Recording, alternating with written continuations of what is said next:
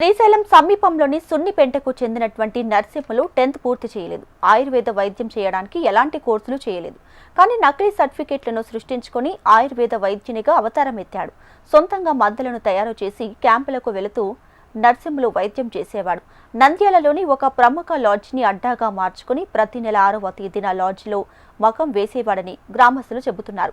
కీళ్లు, కండరాలు, వెన్నునొప్పులు మందులు ఇస్తామని నమ్మబలికి నర్సింహులు వేలల్లో డబ్బు గుంజేవాడని ఆరోపణలు వినిపిస్తున్నాయి. ప్రతి నెల రోగుల సంఖ్య పెరుగుతూ వచ్చేసరికి అతడి దందాకు అంతు లేకుండా పోయిందని మండిపడుతున్నారు ప్రజలు. ఆయుర్వేదిక్ మెడిసిన్ అని పంపిస్తారు సార్. మనం జీతానికి వర్క్ చేస్తాం. ఎక్కడి నుంచి వస్తున్నాం? మీరే తీసుకెళ్తున్నారా సార్? ట్రాన్స్పోర్ట్ పెడతారు సార్ వాళ్ళు. ట్రాన్స్పోర్ట్ పెడితే మనము ట్రాన్స్పోర్ట్ కార్ నుంచి ఇప్పుడు నంద్యాలకు వచ్చినాము. నంద్యాలకు ట్రాన్స్పోర్ట్ పెట్టింటారు సార్. నంద్యాల నుంచి ఎక్కడికి తీసుకుపోతున్నారు? ఇక్కడికే సార్. ఇక్కడే ఉంటారు. నేను 10th క్లాస్ వరకు మా తాతల కాటి నుంచి ఆయుర్వేదం సార్ మాది. వంశపారపరంగా మేము మెడిసిన్ తెలిసినట్టు కొన్ని ఇచ్చుకుంటూ వస్తుంటాం. ఎక్కడి నుంచి తెస్తున్నారు?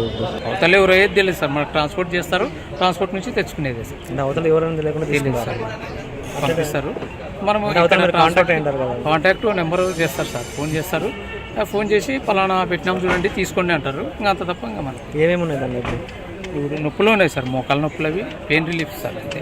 ఇంకేం ఆయిల్ ఏంటి? ఆయిల్ ఒకటి వస్తుంది, టాబ్లెట్ ఒకటి వస్తుంది సార్. అంతే సార్.